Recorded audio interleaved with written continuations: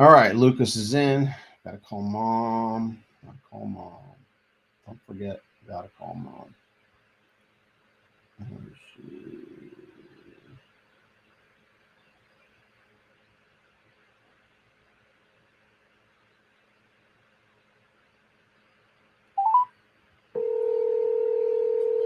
A rough night for you. AC, good to see you. Hello. Hi, Mama. Hi there. All Boy, right. I'll tell you what, spiritual warfare is ratcheting up. Tell me about it. That's how I see it. Yeah. Well, I mean, it's absolutely spiritual warfare, but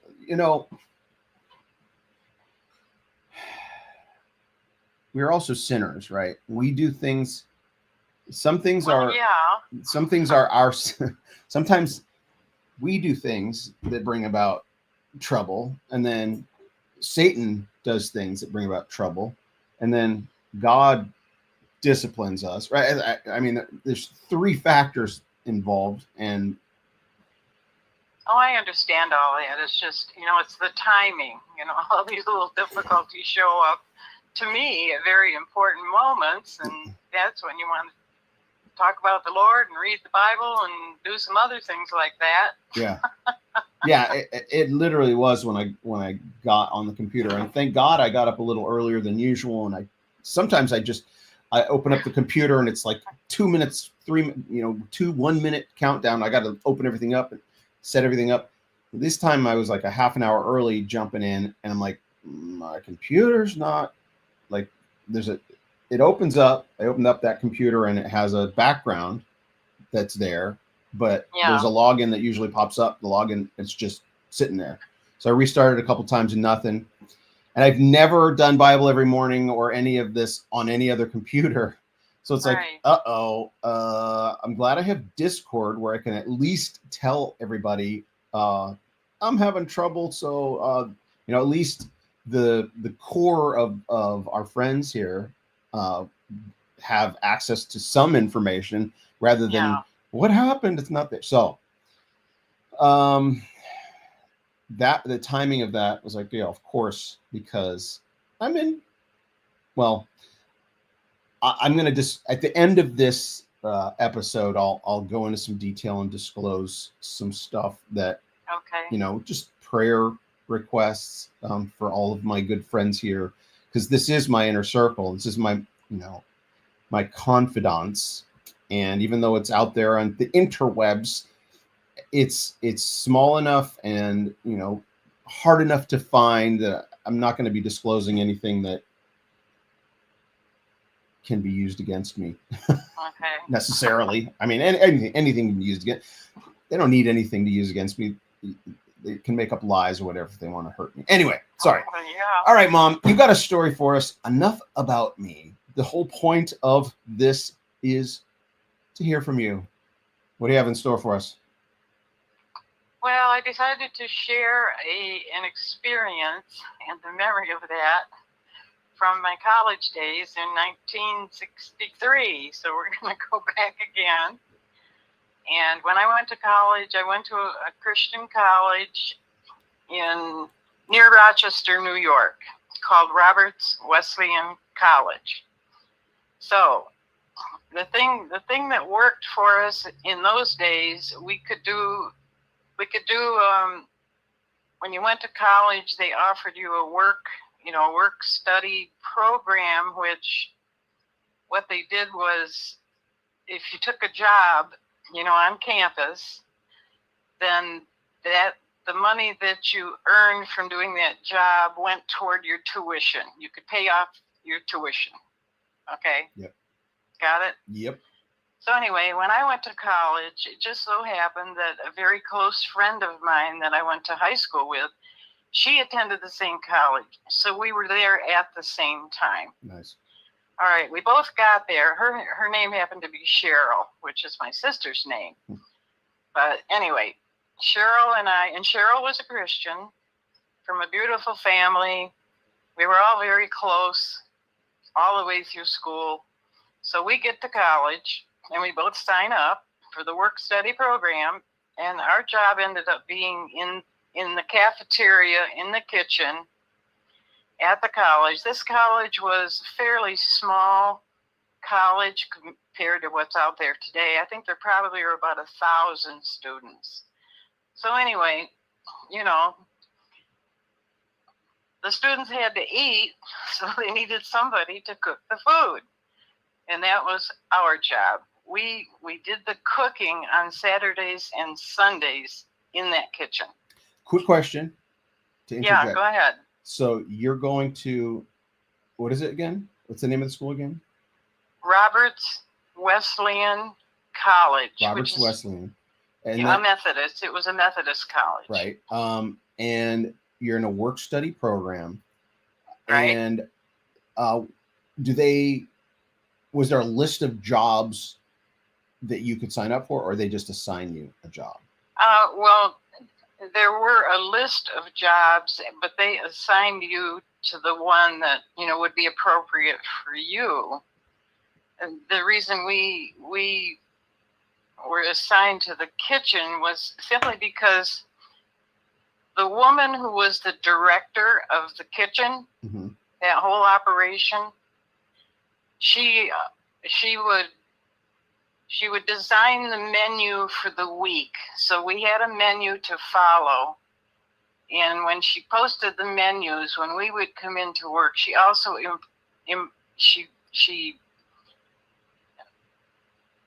explained in the menus, you know, how to prepare stuff and things like that. If we had any questions, we could have called her.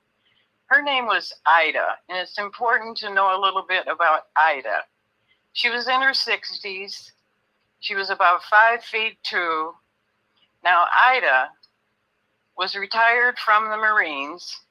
She spent 20 years in the Marines, What? in the Marine Corps. And this is back in the 60s. Wow. This is back in the 60s. Wow. 60s. So we know a lot about Ida already. She was a veteran. Now, there's that old saying, you can take Ida out of the Marines, but you can't take the Marine out of Ida. Oh, my gosh. Got the picture? Uh-huh. Yes, sir. I mean, yes, ma'am. She was 5'2". She had coal black hair, and she wore it by pulling it all very tightly on the back of her head in a big black bun. That was Ida. And she wore glasses that were solid black rims. That was General Ida. General. All right. Commander. It's very important to have that picture. All right, so we come to work on Sunday morning. Ida put up the menu, and for breakfast, it's gonna be blueberry pancakes. All right? Mm-hmm. Now, the whole deal is it's blueberry pancakes from scratch. We're gonna feed hundreds of students blueberry pancakes made from scratch. Mm. All right, here we go. The issue is, in order to do this, in Ida's kitchen was a very, very huge blender. It was commercial sized. To us, it looked like the size of a Volkswagen. It was so huge. Mm-hmm. The bowl in it had a huge bowl. We're not talking about a blender that you all have on your kitchen counters at home. No, this is a industrial mixer. Yeah, industrial mixer. Yes. Industrial. There you go. Yeah. So we're looking at this thing and we're going, well, okay, we've never used this before, and Ida didn't give us any instructions, but we're college students. We can figure this out.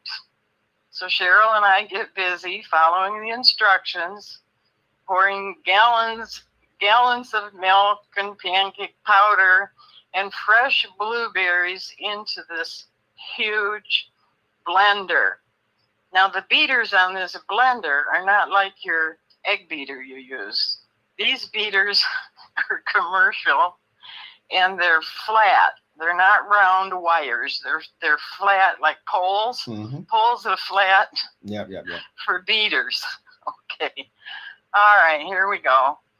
So we get everything put in there, and the idea is, okay, now, we got to turn this thing on.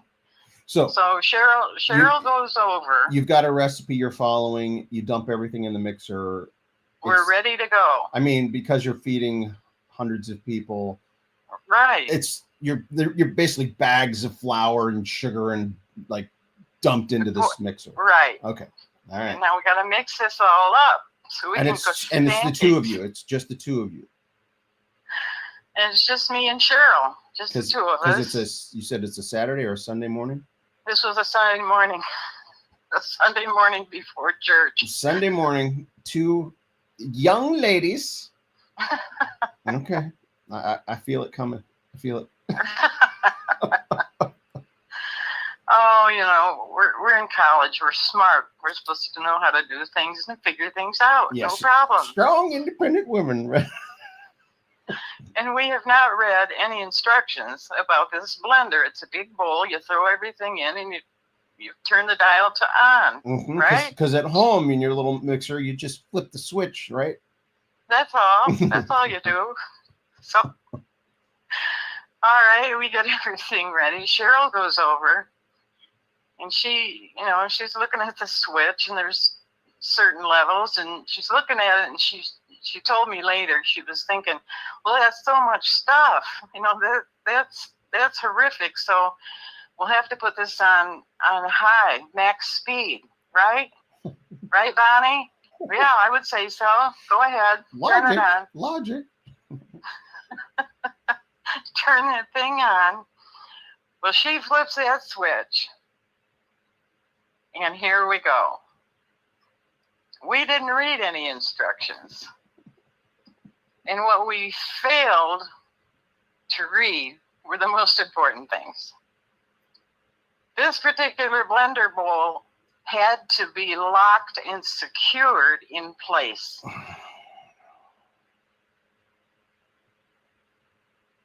Got the picture? Oh, yeah. And it's on high speed. And she throws this thing onto high speed. All of a sudden, all of the laws of physics have now been ignored. Oh, yeah. The bowl starts to not just turn, it jumps up and down, banging on the sides, and the speed's on max speed. And all of a sudden, we have the ingredients of blueberry pancakes flying all over the ceiling, all over the floor, all over us, all over the counters.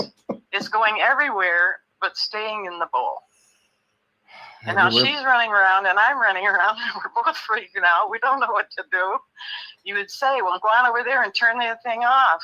We couldn't get near it because all of the ingredients were smacking you in the face. You couldn't even see where you needed to go. Now there are students out there because this was an open kitchen. Everybody can see you cooking back there. But one of the guys, one of the male students, comes running in there, and he sees the havoc, and he says, "Oh my God!" Well, and he runs over and he turns it off, and there we are. Lucy and Ethel. It looks like Lucy and Ethel, Lucille Ball and Ethel, and exactly. Exactly, Lucy and Ethel at work.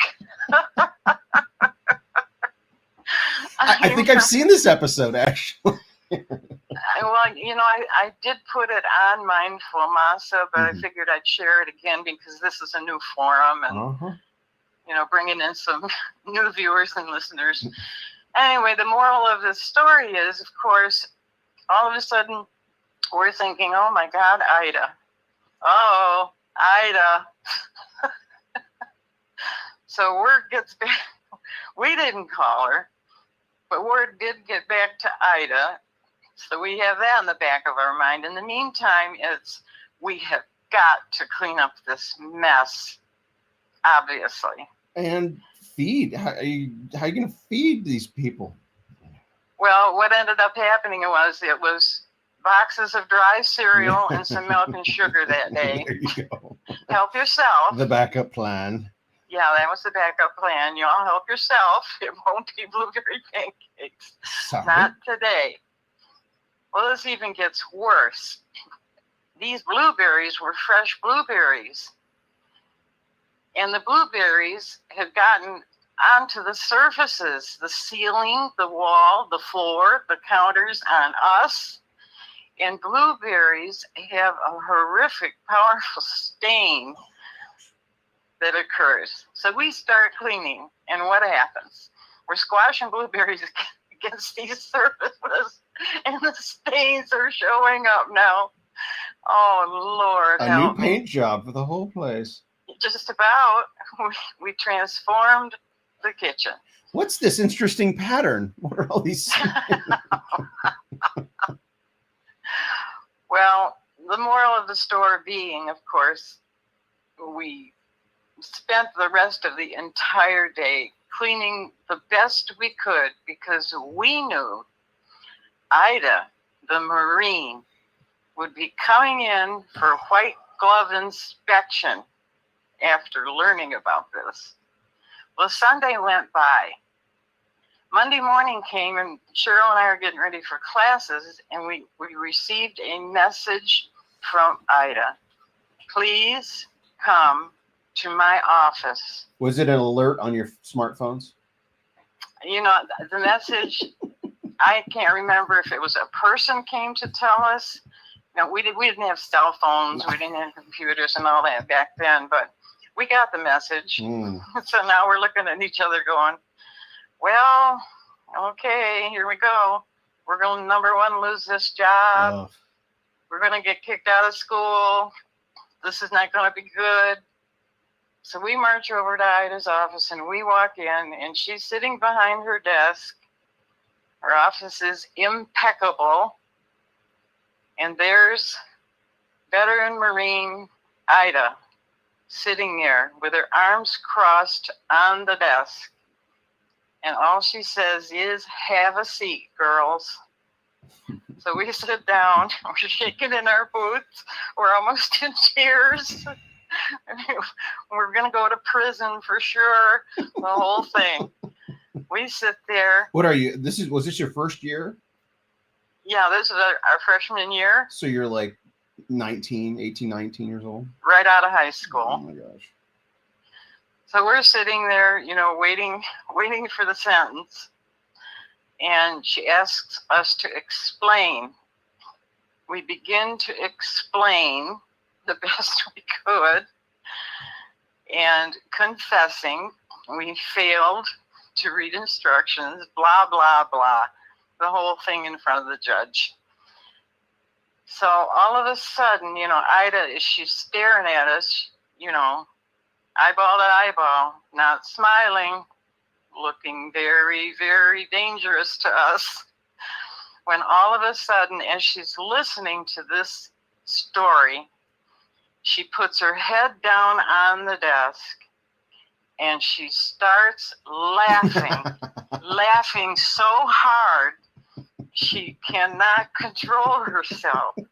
Then we start laughing, and the whole thing ends up being, as she said later, she didn't curse, but she said, that is the funniest bleeping. That is the funniest thing that has ever happened in this kitchen, and I've been here for 20 years, and she was just howling with laughter. That's how it ended. She didn't punish us. She just said, we have chemicals to get the stains off. Don't worry about it. Blah, blah, blah. That's my story. And did you guys get overtime pay? Is my question. Absolutely not. Right? There's no way. No. But we learned. There's another Ida. She just has to hide behind the Marine Corps while she's trying to do her good job at the college. Right. There's the human that went into the military that's covered by this hard casing. Right. Yes. Oh gosh. And of course, you know, people who were there to witness it. It made a good laugh for everybody on campus, I guess. But boy, I'm telling you, Mom, these stories are episodes, like visual episodes. They're I love the way you tell them. We're all there, right? I'm there. I'm getting blueberry in my eye with batter, right? It's like I can see it. It's like, where's that button? Right? And and I could see the people in the dining room just kind of lining up watching. Oh, Did you have an audience? I can still hear the laughter. And that's why I chose Pat's Domino's, Blueberry Hill. Well, we found out there was no thrill. No Blueberry thrill. Hill that day. On Blueberry Hill. Well, as I listen, I try and apply it to my present circumstances. And as I listen to your story, the story, I try and apply it. Right? There's a lesson here. There's a moral here. There's a parallel for us to take away. What can we take away? Take away something from it. And I run into one problem when I'm trying to do a takeaway, because it's easy, right? It's easy to look back and go, instructions. Let's read the instructions first. Let's do that, right? That's the easy, like in your story, it's where you see how all of this could have been averted. In my circumstance, there's no instruction manual for what I'm going through or for the scenario I'm in. And on the contrary, if there is an instruction manual, it's like it's not it doesn't apply. Right? I mean, okay, I take that back. There is an instruction manual, and I am reading it every morning, Bible every morning, right? We are reading the instruction manual. So maybe there's something in the instruction manual that I'm missing, but I don't think so. And so you had this glorious outcome, right? And I think the real takeaway is Ida's response is, we look at our circumstances. We look at how we have messed up everything, right? Like in our hubris, we know how to do this. We're smart young high school graduates, college students. We got this, right? It's our hubris. It gets in our way. And then when we are victims of our own hubris, we go with like you said, practically in tears into before the great judge, and are presupposing that the condemnation and the wrath is about to fall. Oh, we were going to Leavenworth. Right? However, I think that's even more hubris, to go in and presume how a person is going to respond. And we feel that it's like, we deserve punishment. We're flawed. We did something wrong, and it's affected others, and we deserve a consequence. Yes. And our Father looks down and goes, "You're covered, right? You're covered.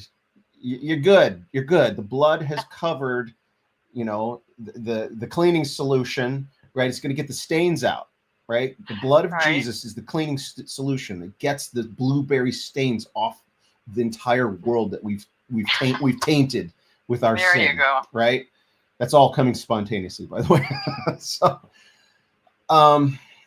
I did promise everybody I was going to just disclose what's going on. I'm going to be more transparent than I've ever been. I just had my wife take out basically money from her private personal savings account to put it into our checking account so that September's rent will clear when it goes out in the next day or two. That's where we are. My credit card is overdrawn. My vehicle's registrations have both expired. My daughter's orthodontist monthly bill did not clear. And I'm coming to see you in September. So I had a good talk with my wife yesterday that we may be having to find some money to get a moving truck to get all of our stuff out of here in the storage and move in with her mom, which means leaving everything. My daughter is just started college this week, and that commute would be unsustainable for her. So it's as dire as it's ever been. And that's not counting 2 years of back taxes that I owe. So that's my giant mixer mess that I'm in. And is there any way that you can take that ticket back and get it refunded? Mom, it's only $200, and you're having surgery, so that's like that's a worthy expenditure. So I had 2 friends that I asked for money that both said no, and I have a 3rd friend that I'm going to today, and also, let me tell you, one of the potential revenue sources is This Way TV YouTube channel, and that generates money. But the problem there is I have to change. It's not. I'm restarted the YouTube channel, and it brings in money. And Doug, brought a bunch of people to my channel. But last Friday, he did a shout out to my channel. I got an influx of like over 5,000 subscribers, but YouTube is not notifying, for some reason, not notifying people of my videos. So people are like, I never got a notice. And a lot of people depend on those notices to watch videos. They don't necessarily go to your channel and find your videos. They depend on those notices. So that influx did not translate to a bunch of viewers. Right. So I still have to continue to put content on there, and it should be an incremental growth, but I have to change the style of content. It's my old format was just talking to the camera about what's going on, and that was enough. But now people are used to getting more information. I don't have the capacity right now to create videos where I'm cutting away to, news and showing on screen, the articles that I'm reading from, and showing videos and commenting on them for a higher production value, right? I've always done my YouTube channel straight out of my phone and upload straight. So I have to get a computer up and running, and then get all my, start creating videos that way. But I don't, right? So there's all of these technical issues that some of them require money, blah, blah, blah, blah, blah. Let me just say this. I don't mean to interrupt you. Our God is the God of miracles. Everything you've just described are the ingredients for a miracle that's coming your way. That's what I see. And that's so. And all of the ancients in Scripture had miracles. We have them today. And I know that. And I expect, quote unquote, expect that, right? It's like, oh, we're supposed to expect miracles. So it's that weird juxtaposition for me. It's like, I know God has always provided, but at what point, right? Joseph had to go to prison. Well, timing, in God's timing. Right. Joseph, like, obviously didn't have a family and all that. So he didn't have as much, when he went to prison, it wasn't that much loss. For me, is that miracle after I've lost everything? I don't know. Well, I'm glad you shared all of this, because it's important to know how to pray also. And that's why I'm sharing. So details are important. God sees it all, and God's got it in his hands. And you're certainly in my prayers, and the prayers of a lot of other people. Thank you. We love you. And that's why getting up this morning, because yesterday was the worst day. I literally had to tell my wife, how bad it is. and she doesn't want to leave here. We've been here 20 years. She's entrenched. My kids only know this neighborhood. We'll never find a place this cheap, even though it's expensive, this cheap in this neighborhood. And so, so yesterday being on my knees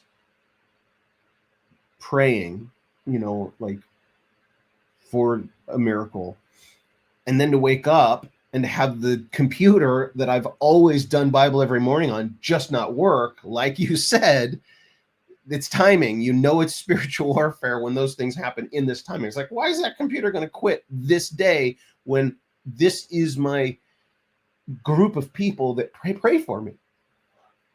So I'm thinking about Abraham and Isaac. Yeah. When Abraham was willing to sacrifice his own son, this is, it's not the same thing, but it's God testing Abraham's faith that way.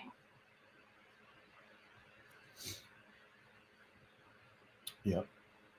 We get tested. This is probably the heaviest test you've ever had in your life. It means something.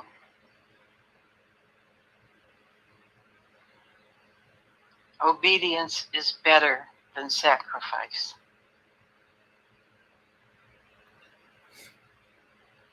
Thinking of Abraham. Yep.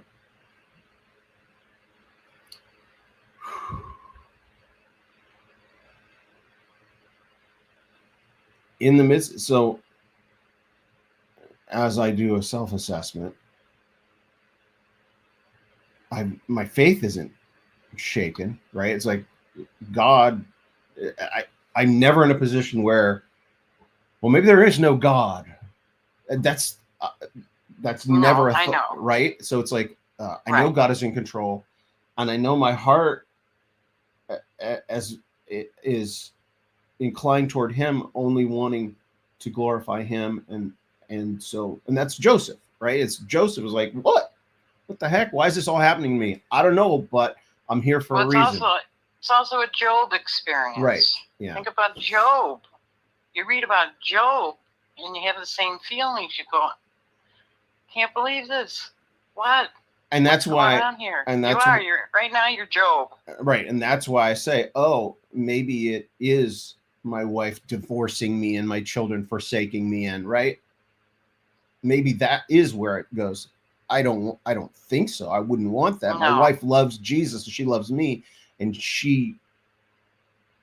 when I disclose to her how bad it is, it's not she prays and hugs me rather than right. The reason all this, even though that's the fact, right? It's like I am the reason we're in this dire circumstance. So Job to an extent, right? It's like, I mean, yes, if all of this happens, I will never forsake the Lord. If I lose everything, and here's when you say the Isaac thing, like the thing that I'm most concerned about is the Sogolman-Tellurian intellectual property, right? I have taken everything that I have to secure that and make sure it's protected and safe, but it's not, right? It's in a storage unit right now that I can't pay for. That the artifacts are in a storage unit that the bill just yesterday did not clear, and I won't get access to it. Right? If I don't pay the bill, they don't let me in. They put a lock on the storage unit, and so that, plus all of the people that are opposed to me that could watch this and realize, oh, all we got to do is sue that guy and it all goes away, right? It is not secure. Funding is secure. And so 2 of the meetings I'm having today are to my Armenian collaborators. One of them, I'm going to beg for money. I'm going to beg for a job. Can you hire me to do what the hell ever? You believe in this project, And the other one is the person that's been helping, me think through everything. She already knows how dire things are, and I'm just going to say, I have to move away. This project has to go on hiatus if this all isn't. Anyway, I'm just kind of disclosing to you what the moment is right now, giving you guys exclusive, what to pray for, what to pray for. God is in control, and that Yes, he means is. he's doing something, and I have to seek his face and That's continue right. to act on whatever. Literally, when I was praying yesterday at the most critical moment, like emotionally, like distressed and distraught, the meeting I have later today, she texted me, and we haven't talked in a couple of weeks. And right as I was in that moment, like, okay, God, you put me on her heart right now to text me. Maybe that's, and it was just, she was saying, texting like human to human, let's update, let's meet, blah, blah, blah. So, all right, enough. We're over time. Thank you all. Love you all. I love you, Mike. And I'll be back tomorrow. So, all right. Love you, Mom. Thank you. Love you too. Thank you. Bye. Bye-bye.